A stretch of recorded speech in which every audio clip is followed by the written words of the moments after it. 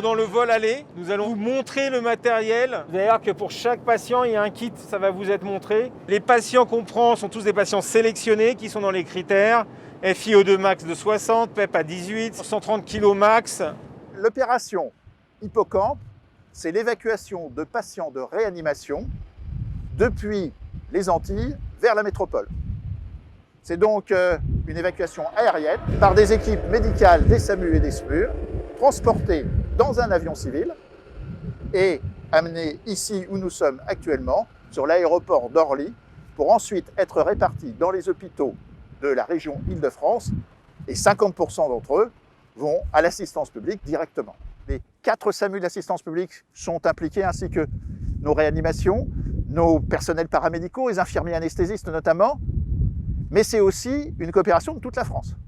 Les zones Nord, Ouest, Grand Est participent très activement avec la zone Île-de-France à la création de ce véritable pont aérien. Cette mission va consister pour la première fois à transférer 12 patients de réanimation atteints d'un syndrome de détresse respiratoire aiguë Covid grave, intubé et ventilé. L'un des enjeux de cette mission est de transformer cet avion en une réanimation volante afin d'assurer une qualité de soins équivalente à celle que les patients auraient s'ils étaient restés dans leur unité de base. Les patients sont monitorés, surveillés, soignés, reçoivent tout leur traitement, y compris les antibiotiques lorsque c'est nécessaire, le traitement de la glycémie, tout ce qu'il y a dans une réanimation pendant environ 10 heures. L'oxygène embarqué va être une vraie contrainte puisque c'est un produit inflammable et nous en transportons une certaine quantité. Il faut donc mettre en place des sécurisations et des process particuliers et bien calculer les besoins des patients en fonction de leur oxygène embarqué. L'autre contrainte, elle est électrique puisque le matériel que nous utilisons a besoin d'électricité et donc nous travaillons avec Air Caraïbes qui a cet avion en permanence pour pouvoir alimenter ces appareils en électricité. Ce qu'il faut savoir, c'est que même s'il y avait une panne électrique, nous avons assez de batterie pour tenir tout le vol. L'avion est donc organisé en différentes zones. Une zone dite verte, qui va être la zone de vie et de repos des équipes, une zone de transition, un SAS, et une zone dite rouge à l'arrière de l'appareil, là où il y a les patients, où il faut être en tenue de protection pour ne pas se contaminer.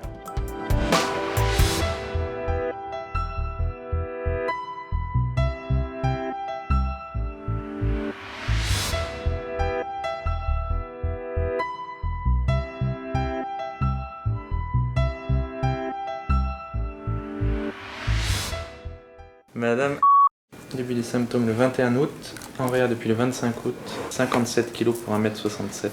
Donc ici en Guadeloupe, on est en proie à une vague Covid qui est d'une ampleur inédite pour nous jusqu'à présent, avec un afflux massif de patients qui s'est produit sur un laps de temps très court, sur quelques semaines. On a plus que doublé les lits de réanimation présents sur l'île, et malgré ces ouvertures de lits, on se retrouve avec un flux qui n'a pas été possible d'absorber. Les Evassan, elles sont venues en complément pour permettre de récupérer du capacitaire et permettre d'accueillir le plus de patients possible en réanimation. Pour nous, il est beaucoup plus simple de s'occuper d'un patient qui est dans nos lits plutôt que d'organiser son transfert vers la métropole. Organiser son transfert vers la métropole, c'est une organisation qui commence dès l'admission du patient avec des courriers types et des informations qu'on fait systématiquement à toutes les familles pour les prévenir dès que le patient arrive, qu'il est susceptible à un moment ou à un autre de partir, puisque l'acceptabilité du transfert par les familles est un point primordial. Ensuite, on commence à sélectionner les patients qui sont éligibles sur le plan médical. Ce que l'on veut, certes, c'est regagner du capacitaire ici, mais sans faire perdre de chance aux patients qu'on prend en charge, que ce soit localement ou bien en métropole. On a fait un tour de toutes ces unités pour vérifier l'état clinique de nos 12 patients. On est en train de décider en ce moment quel patient va sortir de réanimation en premier, à quel endroit dans l'avion on va le positionner, quelle place ce patient va avoir. Et on va donc préparer avec ces ambulances privées l'oxygène nécessaire en fonction des paramètres ventilatoires de ce patient, le nombre de seringues électriques, et voilà, il y a toute une série de matériel à préparer et à vérifier en fonction de l'état clinique du patient. Ces infections Covid, c'est des patients qui se dégradent très très rapidement. Il y en a un qu'on a décidé de récuser parce que le risque était trop important. Il y a énormément de patients encore à évacuer et donc on décide vraiment de prendre le risque du transport pour des patients stables. Là, dorénavant, nous sommes en train de monter des structures de réanimation éphémère dans des cliniques qui n'ont jamais fait de réanimation. Et donc ça prend beaucoup de temps. Et donc c'est pour cette raison que les EVASAN sont tout à fait complémentaires de l'augmentation du capacitaire, puisqu'elles sont réalisables en quelques jours.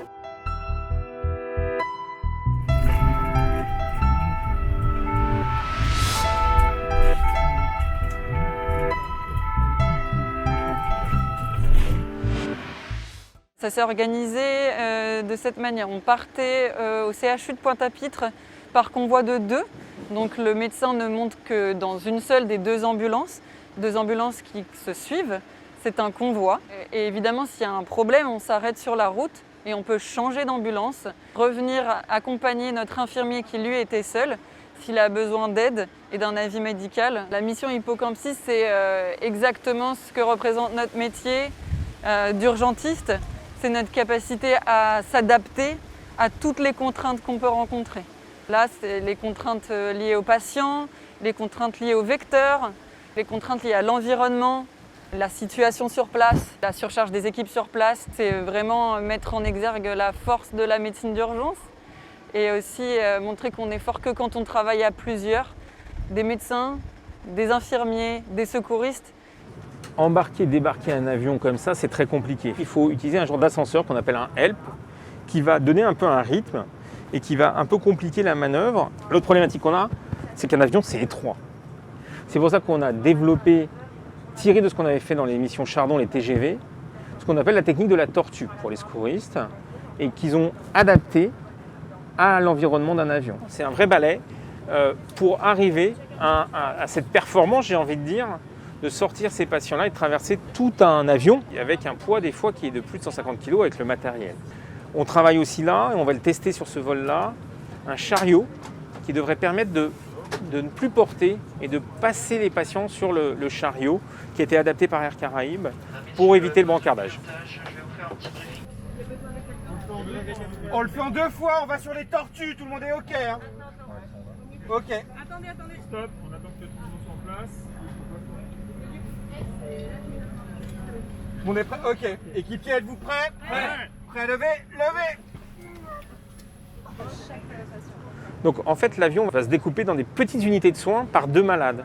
Donc il y a un infirmier ou un infirmier anesthésiste par patient et un médecin pour 2 patients. Plus après tout un environnement, que ce soit de la logistique, des secouristes aussi, et de l'encadrement de responsabilité. Pendant le vol, on est en capacité de pouvoir reposer un cathé central, un cathé artériel, poser un drain thoracique. On a aussi matériel d'ECMO qui est dans l'avion. On a un échographe. On a essayé de penser à peu près à tout. En termes d'adaptabilité, il en faut un paquet. Par exemple, moi je ne connaissais personne sur cette mission, donc ça a été une expérience en plus aussi bien professionnelle que personnelle tellement enrichissante. En termes de technicité par rapport aux soins à prodiguer aux malades de réanimation, le plus compliqué reste l'équilibre. Après, en soi, on a quand même pu faire énormément de choses, que ce soit bien du nursing, des gens un peu plus techniques, des pansements, des seringues. On a fait comme si on était vraiment dans un service de réanimation. L'émission Hippocamp, c'est une collaboration de beaucoup de personnels différents, d'origine et d'horizons différents. Le personnel soignant, qui vient de toute la France, des secouristes, d'associations différentes, mais aussi le personnel navigant, qui, de la compagnie Air Caraïbes, a mis à disposition cet avion et l'a réaménagé. Ils ont aussi travaillé les procédures. On travaille ensemble de manière très collaborative. On a des patients qui sont oxygénés. On est tenu de leur garder une certaine pression pour simplifier leur traitement et aider les soignants dans leur travail à les maintenir en vie pendant toute la durée du vol. Et maintenir notre vitesse et notre altitude pour ne pas perdre de temps. Et là, on peut voir par exemple qu'il y a un cyclone qui s'appelle Julian qui est en train de se développer au nord et qu'il a fallu éviter. Donc ça, ce sont nos équipes seules qui ont planifié une route qui était le plus possible éloignée de ces masses nuageuses.